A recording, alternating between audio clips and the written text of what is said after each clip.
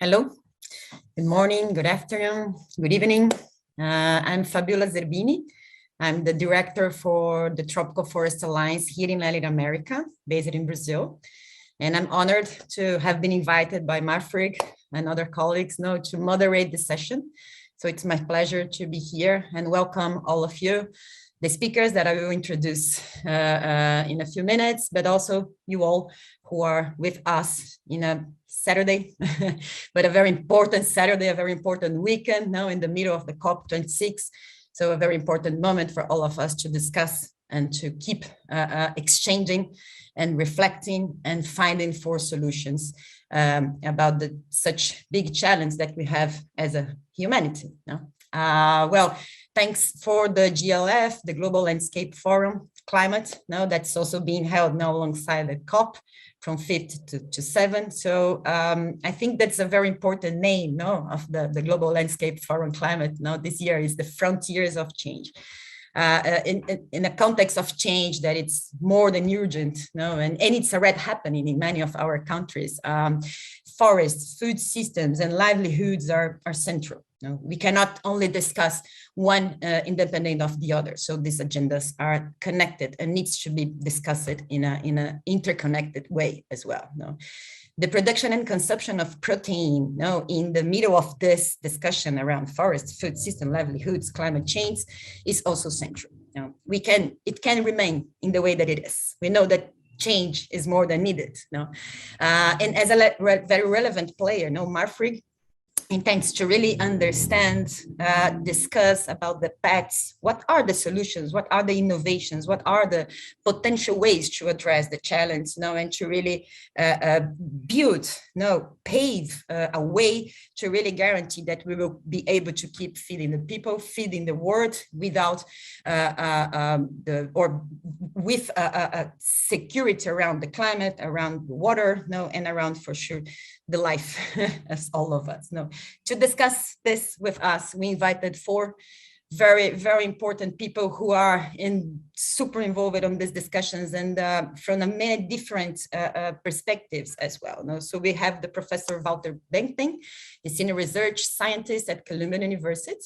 We have also Marcelo Furtado, member of the Sustainability Committee of Marfrig, and an old colleague here that works a lot in the Brazilian context and the Amazon on these topics that we are touching today. Fabiana Villa Alves, who have worked for many years also at Embrapa, and now it's in the Ministry of Agriculture of the Brazilian government, and John Pinto, who is the CEO of Plant Plus with a huge experience on the private sector, now looking to this plant-based protein solutions and the new context. Just before to start the discussions with the panelists, I will say a few words just to contextualize a little bit the discussions that we have here.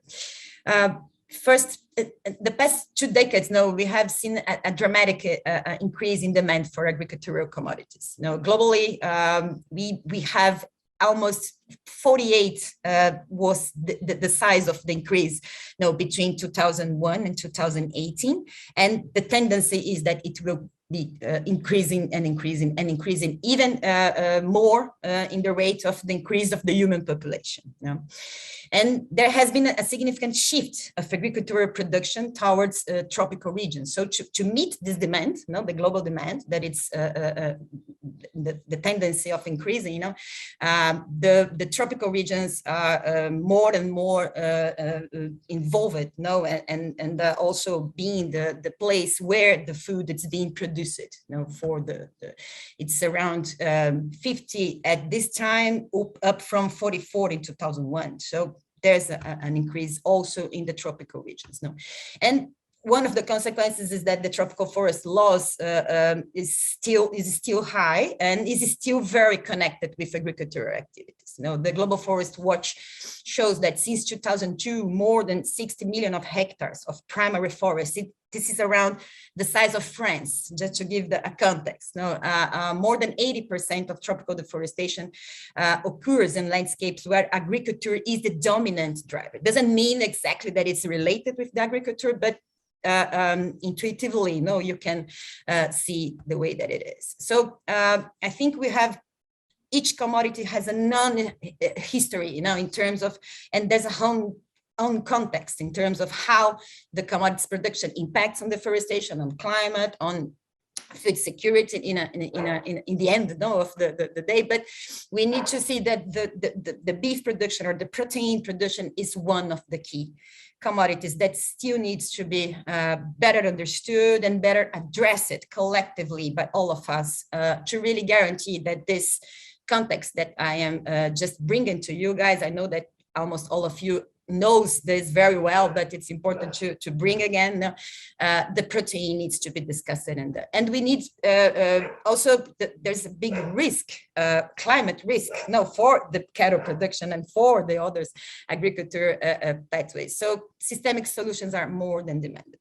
I love to say this. Marcelo also says it's a lot. Now, complex problems demands complex solutions. So now let's go to the panel and let's invite the speakers to really bring us some of the solutions or the perspectives that needs to be understood to really guarantee that we will move forward from the situation where we are, and change, keep changing, but change more and faster, to really guarantee that we will have a perspective for the future where people can be fed and the climate and all the other environmental conditions will be considered safe, for all of us. So I would love to invite Professor Walter Bettgen, the senior research scientist at Columbia University. And Professor Walter, I think the main, in the context now of the food transition to a climate resilient model, and what are the perspectives of the animal-based protein systems? And I think from the place where you speak, the academy, the science,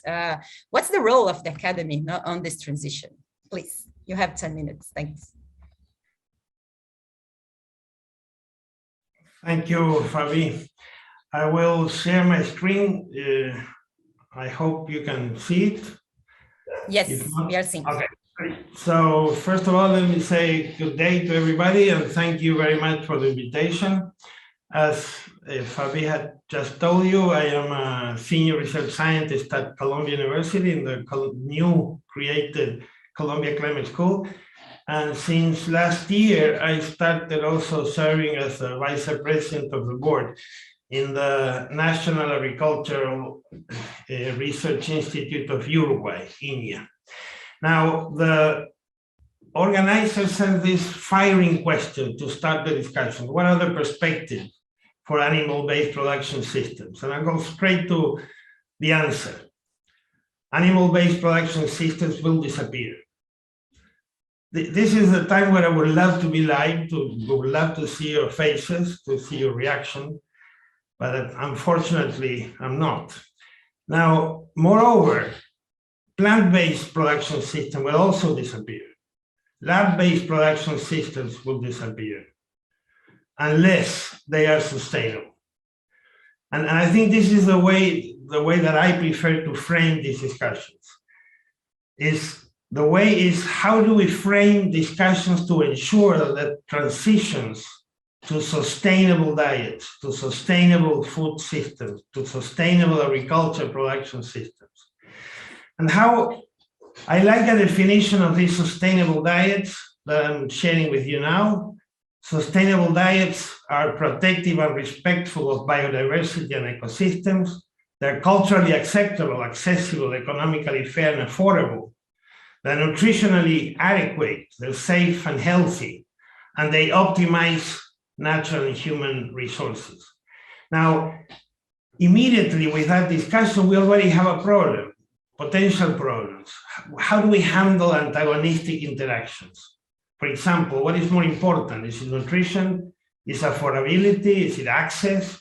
Is it preserving natural resources? And another important challenge, how do we measure the sustainability of diets, sustainability of food systems? The most common metric is greenhouse gas emissions per unit of food. There are other metrics like land use, water use, energy use. Now, that also is challenging. And this is idea that I hope to convey in this discussion is complexity. Like Fabi was saying, like Marcelo will probably say, complexity. So with these metrics, if we're looking at the healthiness of sustainable diets, it happens that a lot of diets that are low in greenhouse gas emissions also show worse nutrition and health indicators. Or diets that are low in animal products, which are often associated with reduced saturated fat and salt, they're also often high in sugar and low in essential micronutrients. Another layer of complexity is that a lot of the research in sustainable diets is happening in high-income countries or high and middle-income countries. In low-income households, the diets are mainly plant-based, but basically they're mainly plant-based because of the prices that they cannot afford of nutrient-dense food. And so in this context, is greenhouse gas emissions a good indicator for sustainability of diets? Going to alternative meats, and here I include everything. I include the plant-based, the cultural, the fermentation. What are the properties, the claims from this type of food? They're healthier than animal food. They're high in protein and free of antibiotics. They can feed a growing population using less resources. They're environmentally more efficient. They need less intensive production systems. They increase food safety and traceability. And they do all of this not only better for humans, for the planet, they also do it with indistinguishable in taste. Now, I wanted to paste a quote from a recent paper. Basically, the message of that paper is this type of claims usually do not come from the scientific community, which is familiar with these complexities of the global food system. And in fact, this situation reminds me a lot of the early days of biotechnology. Remember what happened in the early days of biotechnology? There were a lot of non-scientific claims that biotechnology would be the solution for world hunger. They will create more sustainable food supply systems. They will create healthier and cheaper food for consumers. And what happens, what was the result of these non-scientific claims? One of the results was a lot of activism that created fear for the genetically modified organisms, conveying the message that this is unnatural, this is unsafe, this is food, unnatural food.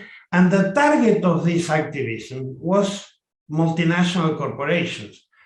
But the result was that this ended impeding access of academics, of research organizations, of developing world to biotechnology.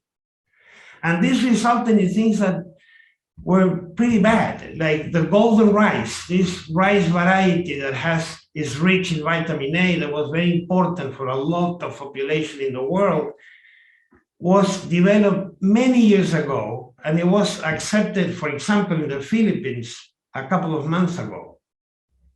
The European Union, I think, realized that biotechnology can offer a lot of very good contributions to sustainable agricultural production systems. And so now, when you look at the documents coming from the European Union, they don't use GMOs term anymore. Now they change the name. Now it's new genomic technologies.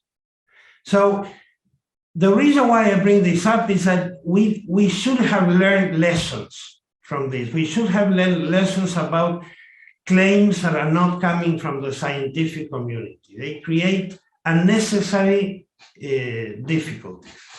Again, the key concept here is food systems are complex. And as an example, when we talk about animal-based protein production system, what production system are we talking about?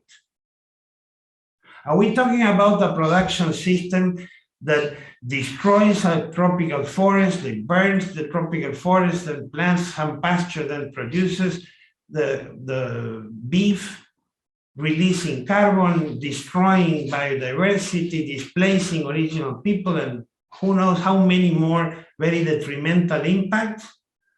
Or are we talking about a production system that is based on a natural ecosystem that is being preserved, and natural ecosystems that have had more than 8 million years with herbivores, that is part of the equilibrium, that is preserving biodiversity, is providing ecosystem services, that can have low carbon footprints, that is being produced in lands that are not suitable for producing human food, that respect animal welfare, that is not using antibiotics, that is 100% traceable. So what production system are we talking about? We cannot simplify and just talk about animal-based production protein production. So my proposal is that when we think of sustainable food systems, sustainable diets, we need to focus more on the how that food is being produced more than on the what. Again, complexities like the complexities that we find in the food system, the key message here for me, the key lessons in the history, the key lesson is we need robust science. Again, let's take the livestock production system. We know environmental impacts that many of these production systems have. There's a lot of communication on the harm to human health for high rates of consumption. There's all these worries about zoonotic diseases. But at the same time, these livestock production systems, they're converting pastures into nutrient-dense food for humanity. They can be a source of essential micronutrients, minerals. They can support crop production with manure, with draft animal power. They can produce, especially in very low-income countries, they can provide regular income. They can be a means of insurance, of saving, and other aspects that are usually not considered at all. Cultural roles, religious values, social roles. What is the conclusion of this? Is that these complexities requires robust science, but requires transdisciplinary science. And this requirement results in the need of a cultural revolution in our academic system. We still need, we will always need researchers that are focusing in fundamental basic research to impact societies. But if we want to have an impact, if we want to inform world challenges, if we want to inform decisions, if we want to inform policies with good science, the truth is that those problems are not organized according to our academic disciplines. And so we need to promote interdisciplinary teams, interdisciplinary approaches, interdisciplinary methods. Our current academic system does not promote this type of work, and we need to change. If we really want to inform, if we really want to contribute to world challenges, we need to change that. And that means that we need tools and people that are able to integrate this wonderful knowledge that is being developed in each of these disciplines. And we need to integrate it and translate it into knowledge that triggers action and knowledge. We have tools, we have wonderful decision support systems, artificial intelligence, big data. We need people, we need our universities, our academic institutions to train people that are able to integrate and translate all that knowledge. I feel very optimistic in our university, in Columbia University, a recently created climate school is following that purpose. Is establishing transdisciplinary work. One of the networks is one network that I have the privilege to lead is exactly on food for humanity. So a few final comments. I think the big challenge is to study, to explore possibility to transition to sustainable food systems and diets.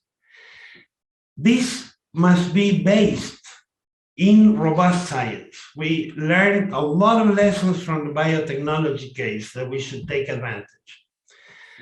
This in turn requires that we use robust science, but with transdisciplinary approaches, with tools and with people. We need to ensure that we educate people that are able to connect, to translate, to integrate all this wonderful knowledge that is being generated by science. And this implies a revolution in our academic and research institutions. As I said, I am optimistic. I feel very optimistic, not only in my university in Colombia, but in other places. I think there are very good actions on the way that are trying to integrate knowledge, that are trying to educate people to have these more transdisciplinary approaches. And one example, as I said, is a climate school and the Food for Humanity network. Thank you very much, and I will be available for any comments or questions that you may have. Thanks, Fabi. Thank you so much, Professor Walter. No, it's amazing, to see that the change is not only in the way that we consume, that we produce, but also in the way that we understand things and think about things and react and act. The way that we build knowledge. I think the science is central to inform our decisions, but the way that we are making the science needs also to change. This is amazing, Professor. I think the transdisciplinary is key, and to really guarantee that we will have. But Marcelo Furtado, we know that this is very important, but also there are other layers of this equation, and one of them is that for sure the political agreements, discussions, negotiations. So the pathway, for sure needs to be very well supported in a strong science, as Professor Walter said to us. But what else? How we get there? What is the pathway? How can you help us bring in some thoughts and insights on this direction, please? Your time. Thank you. Thank you so much. Thank you for allowing me to be here. I would say, first of all, a lot of people are celebrating COP26 as the COP where finally nature entered the climate debate. And I have to say that is true and extremely important. But as you open the door for nature, it's inevitable that you bring a new item to the table here, which is the issue of food. Because there will be no solution to the climate crisis unless we address the transition of the food system as we know it. And while there has been quite some work documenting the problem and in many ways designing the solution, there has been very little done discussing the transition of how do you get from where we are to where we need to be. And we will have to do that obeying the same criteria for which we address carbon, which is we're going to have to stay within 1.5 degree. We're going to have to respond and respect the planetary boundaries. And we're going to have to do this supporting a social base, supporting a just transition. So that's why, and that's where the complexity comes. And when we think about that, it's absolutely clear that we're talking about the important role of science, the important role of data, the important role of transparency, the important role of health. And it's also inevitable that we think the important role of farmers. And I'm just bringing particularly the issue of farmers, because maybe one example that I would have that would address some of the concerns that Professor Walter was highlighting in the GMO discussion was actually the struggle between the corporate control of seeds and the need of farmers to have their choice of what to plant, when to plant, and etc. So I don't think the debate was only related to the role of civil society in that struggle, but it was also the role and the fact that I think the farmers were not included. And if we are to learn from past experiences, I think one very important experience we should learn from is the energy transition experience. Because I think we could look at the current food system as the big oil, that we need to decarbonize the system. And when we look into the solutions, we're going to have to look into the alternative proteins as a pathway, but we should also look from a renewable energies learning where we could and should not bet on one or other single solution. What we have as alternatives and building the future will be a mosaic with plant-based, a mosaic with regenerative agriculture, a mosaic with soil-less agriculture, a mosaic with lab-generated protein, a mosaic with synthetic fermentation, which means that at the end of the day, it's going to be a mix of alternatives. And as Professor Walter highlighted, there may be space still for sustainably produced animal protein in very specific locations, in very specific cases, and we're going to have science and data informing us on how to move on that pathway. But the pathway could be, I would imagine, in three ways.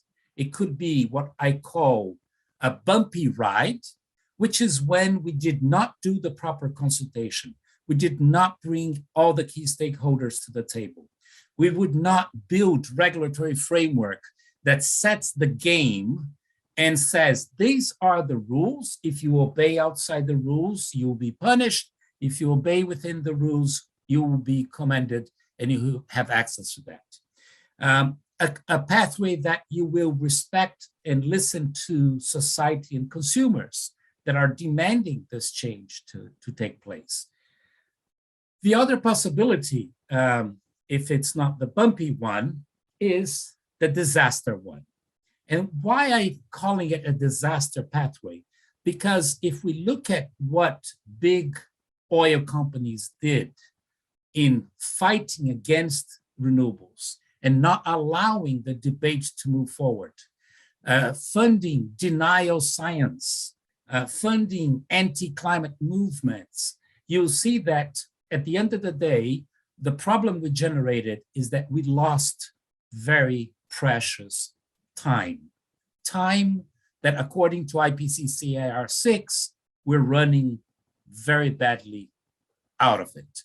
So I think it's very important to encourage the food producing companies, the farmers, retail, to engage on this conversation so we don't waste time and we actually find the right way to do this transition.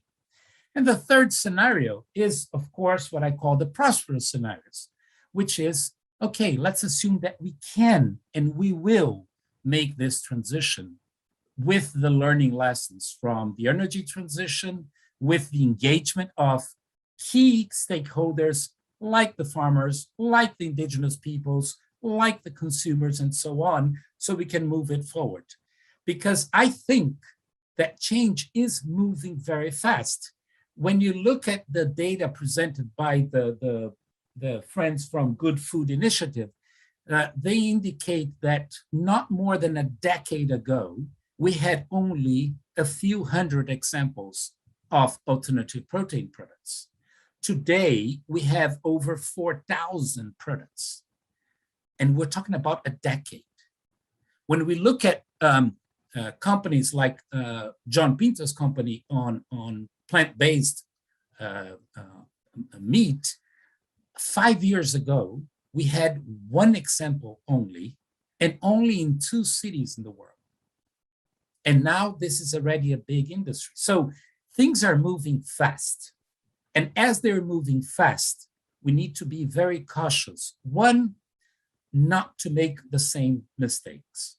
Two, allow innovation led by science, led by data. Three, participatory process where we bring all the key stakeholders to the table. And four, create a regulatory framework in which you can assure to society that the pathway that is being designed, the pathway that is being undertaken, is a pathway that is really addressing the planetary boundaries and the social constraints. Because when we talk about food, it's important to remember that it's not only climate resilience that we're seeking. We're seeking health. We need a healthy diet. We're seeking access to food because we don't want people to starve. And moreover, we're seeking building a sustainable economy in which we can look at this very important economic sector as part of the solution and not part of the problem. So I think we have, although we have this huge challenge, and the issue has not been fully and deeply discussed as needed, clearly the subject is on the table. It will not go out. We're bringing many new actors into this debate, but I think we come at a time that we have much more information and willingness from all parties to get it right. Thank you. Thank you so much, Marcelo. I think looking to it as a mosaic, and we need to go fast, but we need to go together. I think this is one of the key challenges, that we have, because the importance of really bring the farmers this is also something that we need to change, not only talk, but really talk with the farmers, about the farmers. This is something that we still, but the regulatory framework, the concrete actions, the science, the social aspect, even more in the COVID or the post-COVID context, hopefully, this is super, super central. And one word that I forgot to mention, because I'm not going to be here for the question answers, I want to leave it here, is finance. We need to shape finance to help make this transition happen smoothly, because I know there is money out there, but if you don't allocate the money to the right investments and the right timing, we'll miss the boat. Perfectly. For the finance community, they have a huge responsibility.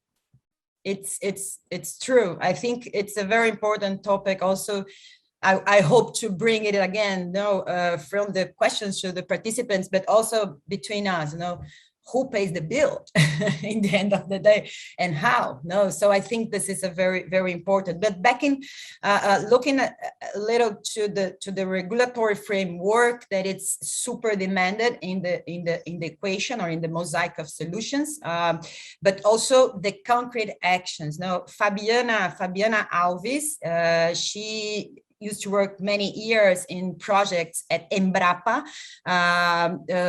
like learning by doing, on this arena, around the neutral or the low carbon cattle production. So it's very important to know your experience from your very concrete based, in actions, focus in action experience. But also now you are in a Ministry of Agriculture of one of the most important countries in the world in this discussion. It's not only because my country, but this is the importance of Brazil in the discussions about food systems, forest conservation, and food security is amazing. So Fabiana, from your perspective as a researcher, as a public policy maker, and also as someone who really have concrete cases in your past about low and neutral beef cattle productions in Brazil. First, what is the concept of carbon neutral, low carbon meat, and etc., and how feasible this is? How much can we support our pathway to the transition on this concept and proposal. No? Thank you, please. Thank you, Fabiola. Thank you for the invitation to be here with the other speakers. And I'm trying to bring for the discussion what you said, that we have a physical meat, a physical beef currency in the markets here in Brazil, launched by Embrapa and Marfrig Food. And we have the carbon neutral Brazilian beef. So carbon neutral Brazilian beef is a commercial label. It's a concept trademark developed by Embrapa. I'm Embrapa researcher, and now I'm at the Ministry of Agriculture, as you said. And this kind of certified label aim to certify the beef whose respective GHG emissions were mitigated during the process, the production process, by the trees. So we are talking about our more innovated system in Brazil, production systems, that is the integrated forestry, crop and livestock systems, the silvopastoral systems. So we have trees under spread the pastures, and we have the cattle under these trees. So we have a process, a production process, recognized, certified, and auditable. So for us, for a commodity of Brazil, a Brazilian commodity as beef is, we have an innovation in the supply chain. So we made this agreement with Marfrig, and Marfrig aimed us to help us to put this science-based protocol. We're talking about robust science-based indicators, and we can transfer this scientific finds to a commercial label. So we can provide to consumers a guarantee that they are eating a meat or a beef who is helping the conservance of the environment. So we think this is a big innovation. As Professor Walter said, we have a system, a production system perspective. So we are not talking just about a beef production. We are talking about, for example, or GHG emissions, or GHG neutrality, or methane neutrality. We are talking about a beef with high quality and other aspects, because it's we tell that it's beyond compliance. We have, for example, the forest code and social aspects inside this protocol, and this is a little more. So we can, for example, bring all the aspects of the sustainable intensification.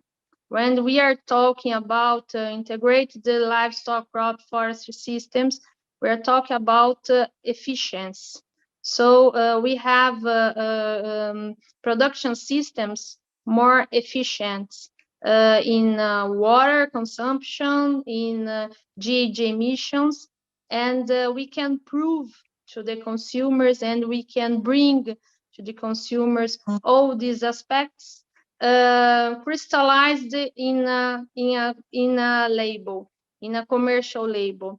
So for us in Brazil, it was an innovation, and we started in 2012, and with a carbon neutral Brazilian beef.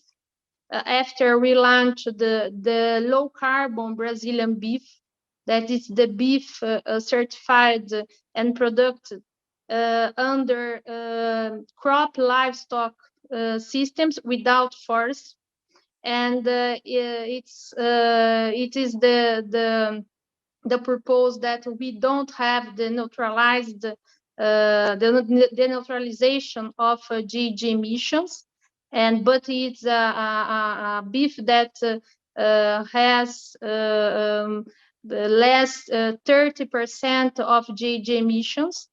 So we have a low carbon Brazilian beef, and all these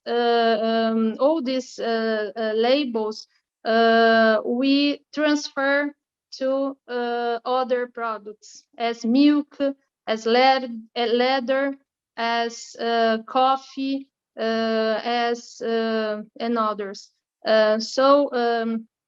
We with about 12 centers of Embrapa, we constructed these labels.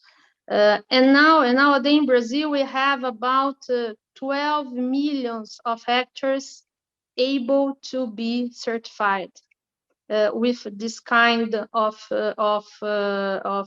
protocols. We just launched the ABC plan, as you said, the ABC Plus. We had 10 years with ABC plan, and now we start the second phase of ABC plan that we are calling ABC Plus, because our targets are to reach about 72 million of hectares with sustainable production systems and technologies under these big public politics for the agriculture in Brazil. And inside this new phase, we brought the carbon neutral Brazilian beef and others added value programs to improve the efficiency and to improve the heredity of the farmers. So I think it's a big initiative that we started in Brazil, and now other countries in the world, as Colombia, as New Zealand, as yesterday, I think BRF launched also the other products, the poultry carbon neutral. So I think we started a new way and a one-way ticket. Because when we talk about production systems, and production of meat and beef and proteins, as Professor Walter said, we are talking in there is no other way to produce this kind of food. So I think it's all. If you have questions, I will be pleasure to answer. Thank you. Thank you so much, Fabiana. I think that you brought a very important topic now about the ABC plan and the importance of the intensification as part of the, we call here in Brazil, I don't know if this word works really well in English, but the technification. So to improve the quality, the technology quality of the cattle production. Now it means goes towards a sustainable model. There's no way to improve the quality without really improve the environmental and the social quality of the systems, no, the production systems and the model also.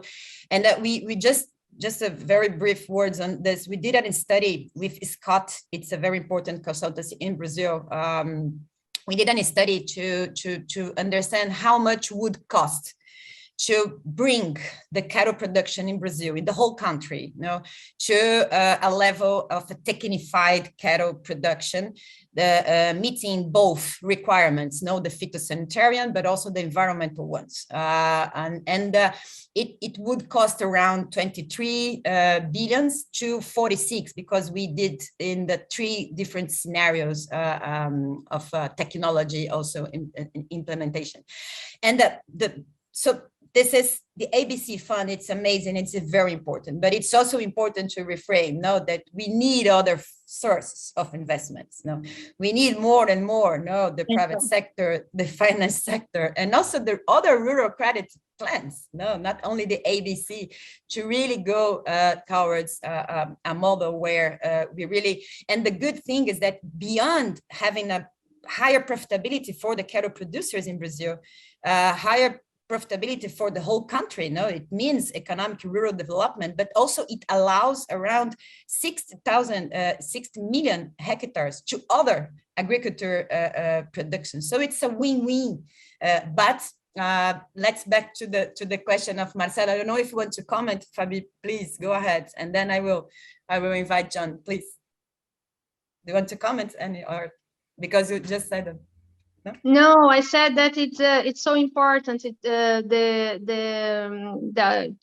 to bring more money for the farmers, but the money needs to come with a purpose. So the ABC plan will structure all the technologies. We are not innovating, or we are not creating a special thing, but we are structuring all the technologies and all the systems that we already have. So to propose the investments and others to direct. No, this is true. The amazing importance of the ABC in the intensification processes and the whole. I think an amazing in the near future.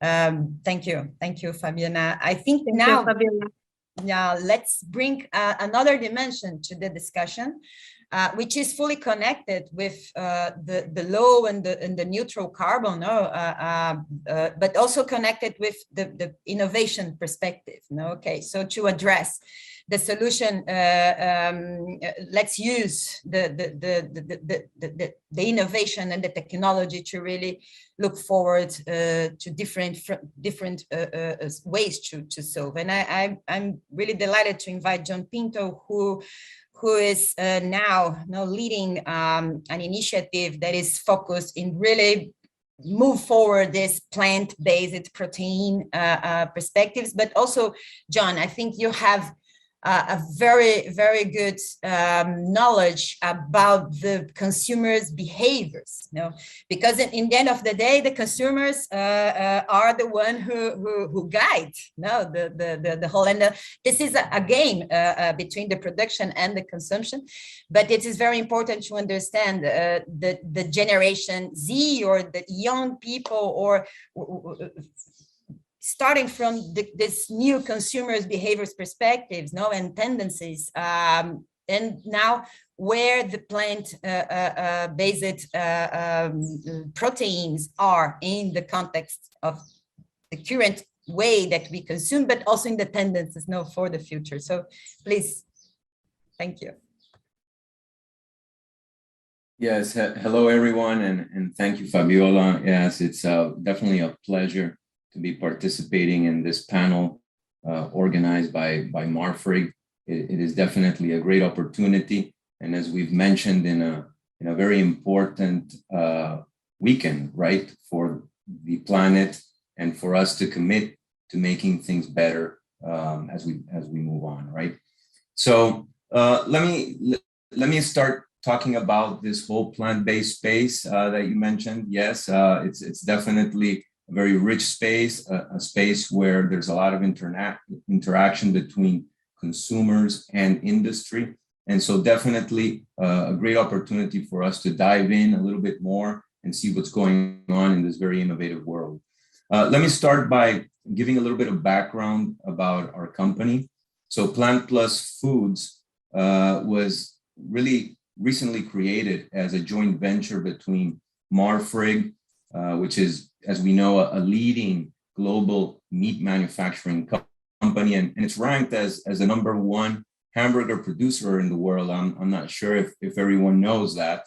And ADM, which is another food industry giant, a global leader in nutrition solutions and the world's premier agriculture origination company. So definitely two big companies coming together in this moment to create this joint venture and challenge themselves to bring finished goods solutions that are plant-based in nature.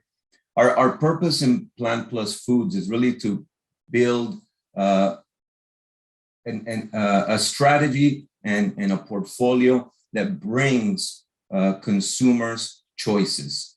It's bringing choices in terms of the production of a wide variety of easy to prepare plant-based products backed by unmatched technology and scale. We see definitely a great white space as we move ahead in terms of alternative protein solutions. We firmly believe that Plant Plus can play a significant role in filling consumers' growing interest in plant-based foods. Our unique capabilities in this joint venture allow us to formulate and to manufacture products that are superior in nutrition and sensory experience and surprising to many in terms of what we can deliver. They are delicious, they are convenient, and we like to say that they make life worth every bite. Today, definitely Plant Plus Foods believes in a world where plant-based can be an option for people, and together with animal protein, we can help evolve the food system.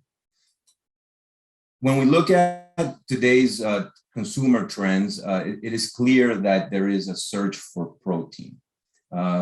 People are looking heavily into where are there protein sources that I can include into my meals. That is a growing concern in people of all ages and across the globe. In many cases, they want to consume both animal and plant protein. So they do want to have that option. And this has created a new type of consumer called the flexitarian. Our industry refers to these consumers as flexitarians. They want to have both options, animal and plant protein available to them. And when we look at today at some industry research, we already realize that there's about 1/3 of the global population that actually consider themselves flexitarians. And what's interesting about this is that this 1/3 is not just dedicated to, trends in developed markets. Yes, it's very present there, but this 1/3 is across the board in many regions. So when we look at areas like Latin America, we look at Asia, and even the Middle East, it is common that about 1/3 of the population do call themselves flexitarians. So this has created a boom in plant-based foods. Our industry analysis shows that this power of plants matched with this flexitarian consumer is really creating a big industry of about $6.5 billion in plant-based alone. So this is actually a very big category growth. Like Marcelo pointed out, just a decade ago, we didn't have many of these propositions available to consumers in the market. And still, yes, the majority, let's say, of that consumption is concentrated in the Americas and in Europe, that each represent about 40% of this global, let's say, market. But we're seeing very high growths in the other regions also, and we believe this will be more balanced as we move forward. When we continue to study the trends in terms of plant-based meat, we really see that they've been accelerated with COVID-19. COVID-19 has brought to this category a rebirth and a re-interest in bringing more products from the industry side, and also consumers demanding more products themselves. When we look at 2020, the growth the plant-based meat has driven is about 20% globally, and as high as almost 50% when you look at markets like the US. So this is definitely an exponential time that we're living in terms of plant-based meat and plant-based food as a whole. We're seeing this same type of interest, for example, in plant-based beverages also. So it's really across the board. We project that going forward, these trends are not going to slow down. So by 2030, we believe that plant-based meat can represent as much as $30 billion. And $30 billion out of the $50 billion that are projected overall in the meat and dairy alternative market. So a lot of room for growth, a lot of expansion still to come, a lot of innovation that still hasn't hit the market.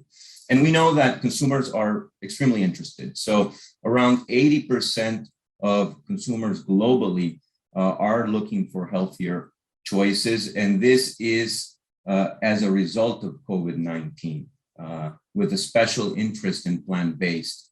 And these consumers have talked about really what is their motivation.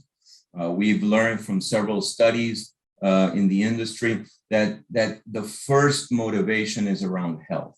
So health is a big concern that they're trying to fill with these broader choices in terms of plant-based. But they're also looking for taste and they're looking for variety. Those two elements come close together with health. And for many, sustainability is also a driver and motivation. These are the top drivers and the ones that we really need to focus behind, because this is what consumers are telling us that they want and that they need. And Fabiola, you mentioned, right, the Gen Z. Definitely, when we look at this data, it is with this younger generation, with this new crowd of consumers that these types of concerns are even more present. So when we look at Gen Z, our studies show that around 60% of Gen Z has already tried plant-based meat, and around 20% of them declare that they've consumed it many times already. So these are our early adopters. They're the ones that are willing to experiment, and the ones that we are also focusing a lot of our innovation to in order to bring more portfolio options to them. Now, if consumers are already interested, if that is established, then there's a huge challenge to the industry to really bring the best of their innovation, bring the best of their capabilities to scale access to consumers. That is really the challenge that we are seeing. And when you talk about variety, it's really not just providing the common, let's say, beef burger analogs that are out there, but how do we expand to other beef, poultry, and other types of pork, for example, analogs in all the formats that today you would consume in the original form. So still variety means bringing in more formats. And it also means delivering those formats with even better taste and better texture than what we have today. So that is why really Plant Plus Foods has been working with the top industry players to solve this problem by developing really products that are made from plants with only the care of including natural ingredients in our formulations. We create experiences that are close to meat and help consumers adopt a broader menu of choices, and making it even more accessible by having a broad footprint in supermarkets and restaurants with our scaled joint venture partners. When we look at our JV partners, they bring definitely incredible scale to the business. ADM is already a leading provider of alternative protein solutions for the entire industry. with over 35 different plant protein sources and a complete pantry of ingredients. So ADM's innovation centers across the world today help develop plant-based products for many companies, including Plant Plus. And Marfrig does the same, leveraging its capabilities in terms of modern manufacturing facilities, high throughput lines, a strong distribution system, and not only that, but also working with other production partners that are in our network to provide finished goods at scale that Plant Plus needs to really help expand and grow this category. With these capabilities, we can produce plant-based products that are equally high in protein to meat.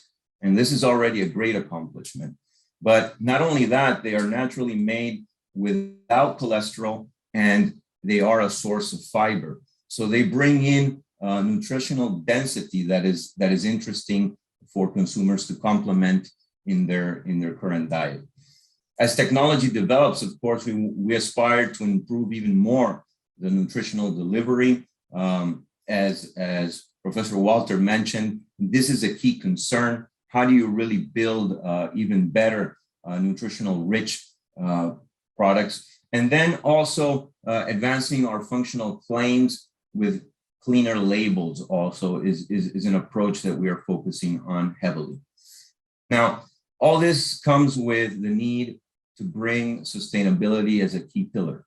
And sustainability is a key pillar already for our parent companies. It is a part of their strategy that is core, and one in which they have pledged, in both cases, ambitious company commitments that we're seeing from ADM and that we're seeing from Marfrig.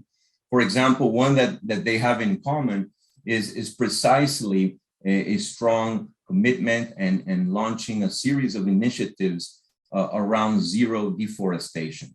And in that respect, contribute to being more sustainable and helping advance the industry in their practices.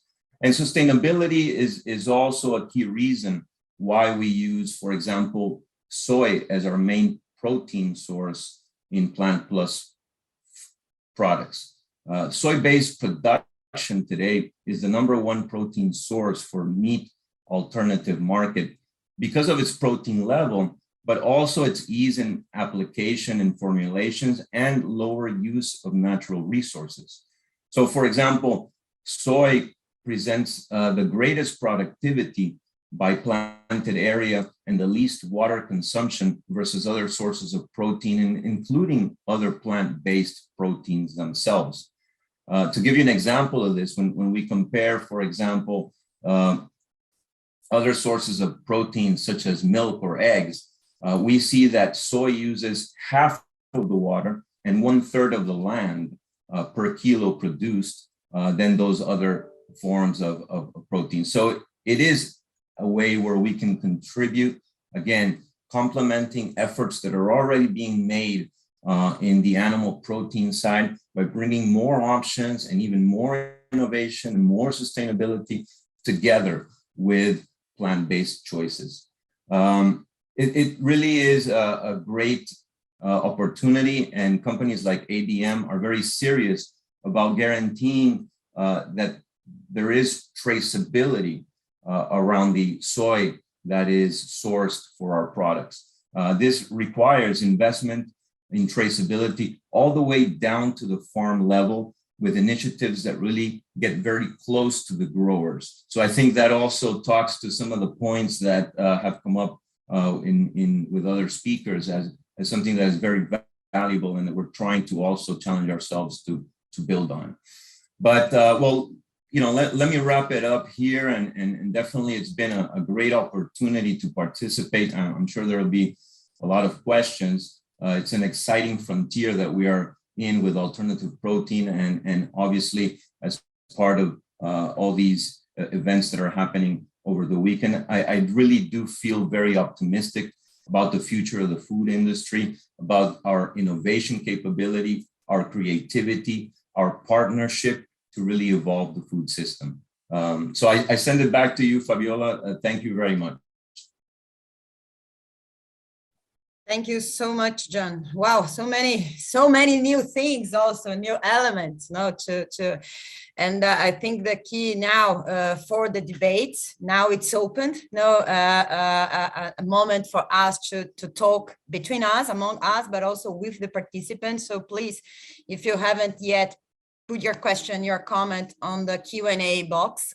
We will be reading and trying, no, to not answer, but reflect together now about the questions and comments that you bring. I would like to ask for all participants or all speakers to turn on your video. No, we will be now here together to move on this conversation. Now, I think we have one first question, and I think this is very, very good because we discuss since big challenge as having the beef production as the responsible for 38 of the deforestation driven, or the commodity driven deforestation nowadays, to this kind of such high technology possibilities that we have to address some of the new consumption behaviors. No, so there's and the question came here. It's very important to try to help us. How can you really increase the availability of the protein sources on the in a sustainable base to the whole population? And this is exactly the moment when we talk about the complexity of the equation. Not only the ones who can pay some of the higher costs that some of the environmental and sustainable products still has, but all the population who really wants to access and are looking for to have food security or need food security. Again, so how to keep and guarantee that environmental and sustainability will be really internalize it, but also be opening and increasing the access to the protein sources. I don't know who wants to start to ask, because I think this is a question that all of you should have an opinion and a comment to make. Professor Walter, do you want to start? Sure. So that's a very good question, of course.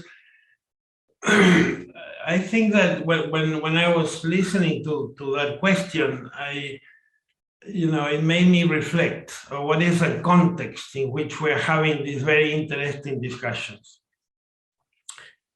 Right now, there are about 700 million people that are undernourished in the world. And those more than 700 million people coexist with 2,000 million, with 2 billion people that are overweight, with 1 billion people that are obese. This is the first time in the history of humanity that this type of non-communicable, not transmissible diseases are having more pressure on the public health systems than undernourishment. This is also coexisting with 300,000 children that go blind every year because of lack of vitamin A. 300,000 of young women that die at giving birth because of lack of iron. So this is the context. I feel very excited when I think about innovations, about alternatives, but that is something that we have to have in mind in the very front of our discussions. There's a lot of immediate challenges that as a humanity we cannot accept. Now, with that in mind, and my personal experience is that made me feel very optimistic about technology, very optimistic. I think what makes me feel more optimistic than in my early days of my career is that now we have a society that is putting a lot of pressure to not just improve productivity, improve amount of food being produced, is putting a lot of pressure to be sure that the way that we produce food doesn't harm the environment. So history has shown that human beings are amazing in adapting, in solving problems, in approaching and tackling challenges. We will tackle this challenge too. The nice thing, again, the very important thing is that now everybody is very conscious that just increasing productivity is not enough. And so those are the two things that to me are big pushes. One, let's not forget that we still have unacceptable amount of people that are being malnourished, undernourished or malnourished. And two, let's listen, like Marcela was saying, let's listen to society. Let's be sure that yes, there's a lot of technological solutions, a lot of technological pathways.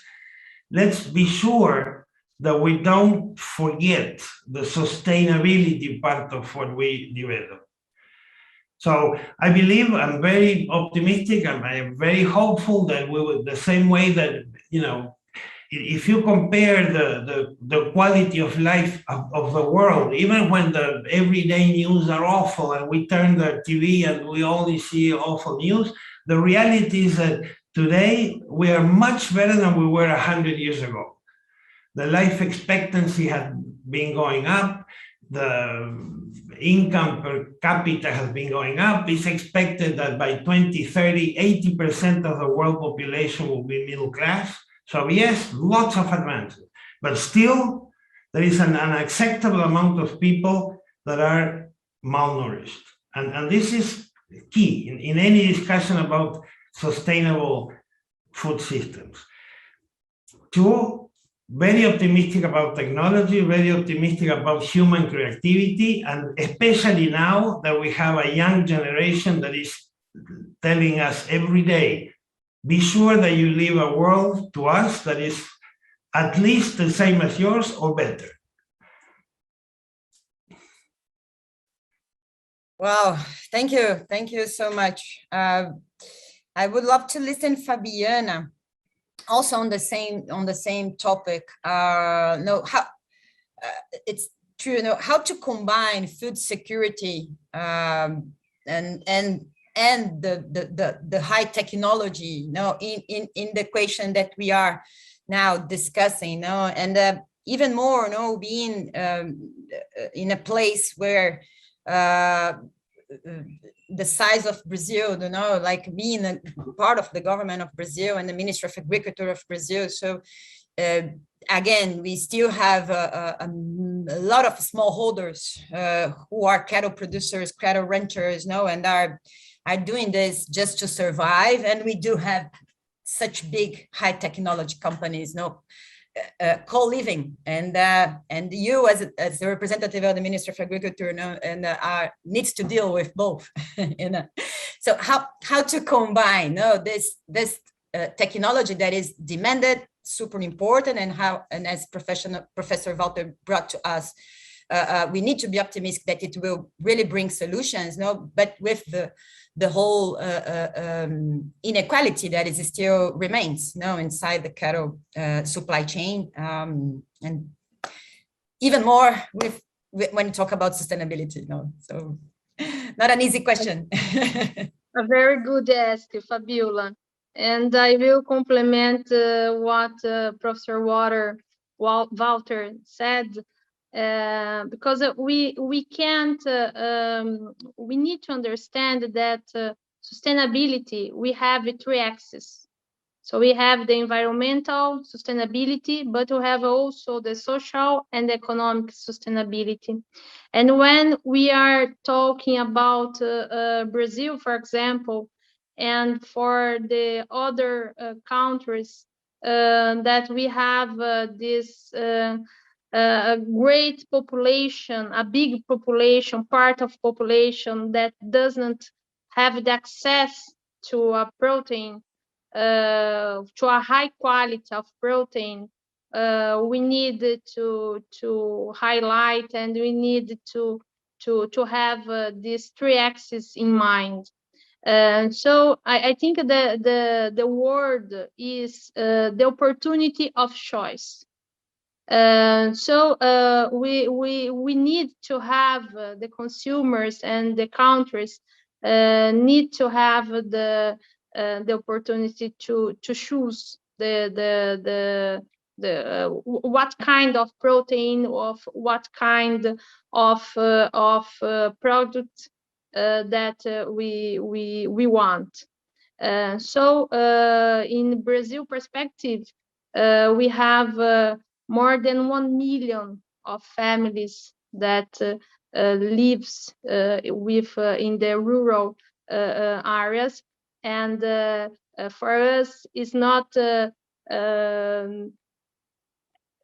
possible to exclude all of this population. So I think I'm very also happy with the innovation and the new products. But I think we need to promote also the sustainable products or the animal origin products, so as milk, as beef, because is inside these production systems that we have the three axes of the sustainability. So I think is this. Thank you, Fabiana, so much. John, I think we also you are leading an innovation company now, and you probably is in the center of the discussions about who is investing, who is really driving and being the frontier, the ones who is opening the frontier to this new models. So can you tell us a little bit about your experience or your thoughts about who can really support us to bring more investments to the transition, not only in the techie way, but for sure to look into the innovation that you are leading on the plant basis, please. Yes, great question, Fabiola. Thank you for that. And I guess we could mention several aspects. In terms of innovation, it is a big challenge. It definitely needs, and I think Professor Walter touched on this, right? And so did Marcelo. We do need the big companies to come to play.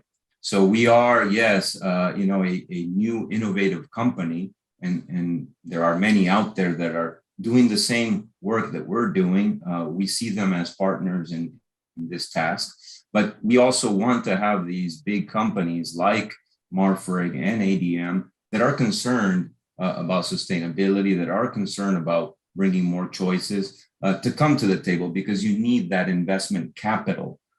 This requires, when you look at companies like ADM, in terms of their capability of investing in new protein technologies that give really better texture, that provide better nutrition.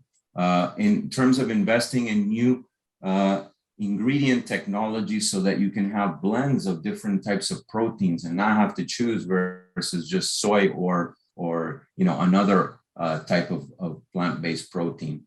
That we can also begin to get more innovation around ingredients in terms of flavors and texturizers. These are things that are critical to really deliver an experience that is delicious to consumers and they're willing to gravitate to in the case of plant-based products. So that's one example, but Fabiana brings an excellent point, which is there's more. It's not just innovation in terms of the environmental aspect of it. It's also in terms of social and economic development. And we see that in our case with plant-based, there is a path, using the words of this panel, to work together, animal and plant protein to help bridge the gap. When you get investments like Marfrig is doing in terms of, they could be investing in many things, but they are investing in creating plant-based dedicated production lines like we have in Várzea Grande today that were built at scale. They were not built thinking of, okay, let's be innovative. Let's start with some, a few products and let's see how much we can get produced in these small lines. They already thought big. They produced and created enough capacity today in Várzea Grande to pretty much supply what would be the equivalent of the plant-based meat industry in South America. So this is a type of scale that companies like Marfrig can bring so that you can really get products out there that are lower cost, that we can bring a price point that is attractive. Yes, for these trendy consumers that are going to buy these products anyways, but how do you begin to also bring access, using Fabiana's words, to the rest of the population? And with distribution systems that go beyond the urban, that really capture, national territory in terms of encompassing all consumers. So I think these are the types of challenges that companies like Plant Plus are working with. It's how do we drive investments also with these other types of bigger companies, and how do we work in partnership? So Embrapa is also one that through Marfrig, we do have a relationship, and we are going to be working together on projects around new types of technologies that we can bring together. It's how do we also bring even other industry partners to participate in some of this research with Embrapa. So we are thinking this more of an alliance. We're thinking this more of a coalition and more of a global partnership for us to advance the food system. So I hope that helps answer a bit of the question, and welcome more questions if there are any. Sure, many. And I think it's very, very connected with the spirit of the week. No, how many commitments we listen no in the last week? How many new billions that we listen no that will be really addressed no to the transition no and the finance piece, the investments, it's crucial. No, the private sector, the finance sector, together with the governments and the consumers, because also all of us know in some way by doing better choices, we are investing no?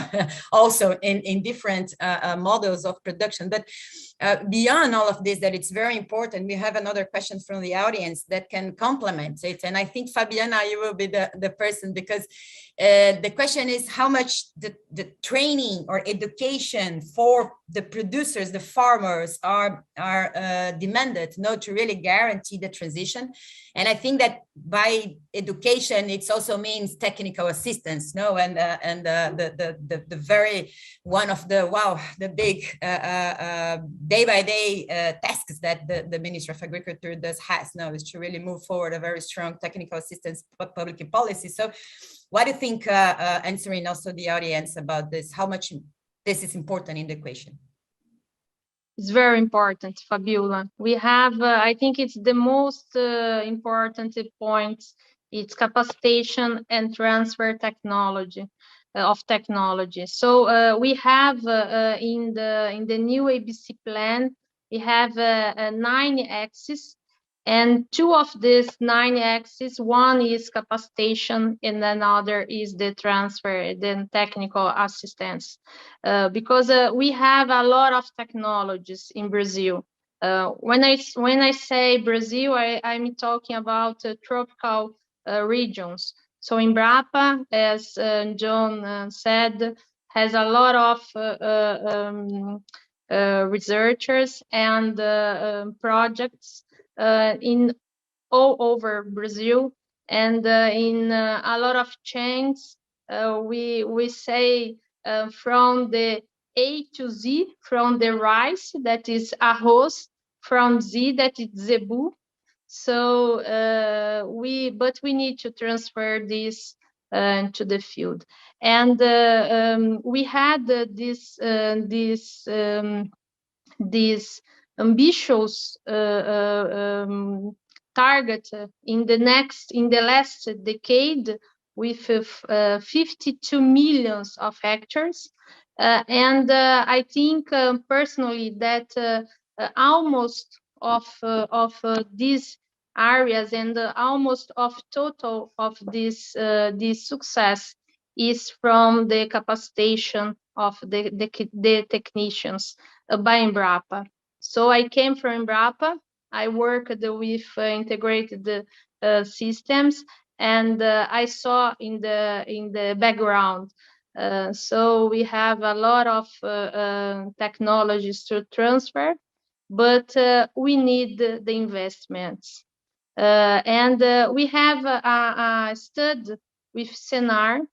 The CENAR is our national transfer technology entity that we found that when we put $1 or R1 from to the technical assistance, the farmer put other $7 or other R7 by own. So this is it's a real case. So we can prove that the assistance and technical assistance and the capacitation of the farmers and of the technicians is crucial. Wow, yeah, so much. And also to reduce the inequality, I think really, really guarantee that we have a more uniform, but going to the top of the good practices and thank you, Fabiana. Well, we are almost in the end of the session. It's amazing how many new insights and new reflections we had, and I would stay longer here talking because we do have you guys in terms of you brought the whole picture.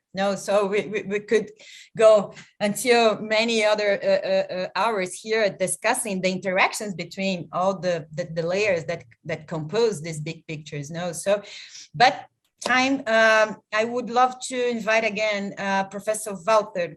I think really bring the science to the table again, to avoid the mistakes that you brought to us as an example, in biotechnology or others.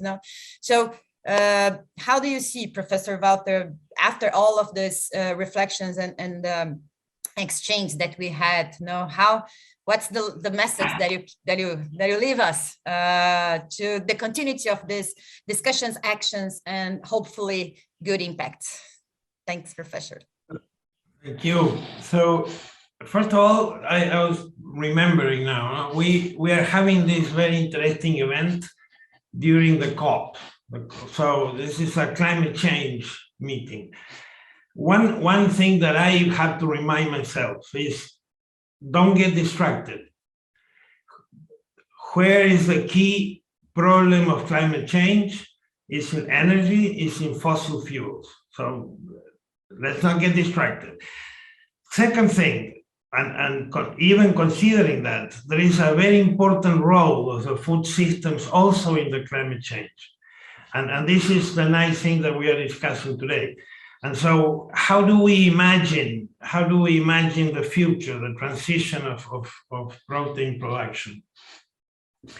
The messages that I get from this very interesting event are, let's learn from past lessons. What have we learned with the transition of energy that Marcelo was mentioning? What have we learned from the evolution of what happened with biotechnology? Let's be sure that we listen to consumers. Let's be sure that we listen to society. And that means not only the preferences of the consumers, but this young generation that is pushing us to ensure that we live a better world for them and their children.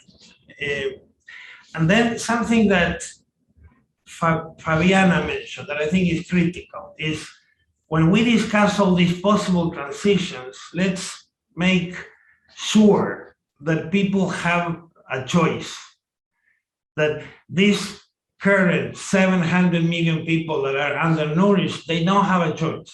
So at the same time that we think of these technologies, of these alternatives, of these transitions to sustainable production of protein, let's never forget that there's a lot of people that they still don't have a choice. And so then let's be sure that we work in all these alternatives, not just based in our passions, in our, in our feelings. Let's be sure that we have a very strong, robust science base to move forward in these transitions. I think being part of this event has been great for me. I think it's really symbolic. There is a private company that is inviting us to this event. It's very nice because in the private sector that things happen. So thank you very much for the invitation, and it was a pleasure to be part of this. Thank you so much, Professor Walter, John, Fabiana. Thanks to Marcelo, who needs to left before to participate in another event. He is at Glasgow as well. Thank you. So I think that I could never imagine it to finish with a better message. No, do not lose the focus also on the project that we have in as a human being, as an humanity.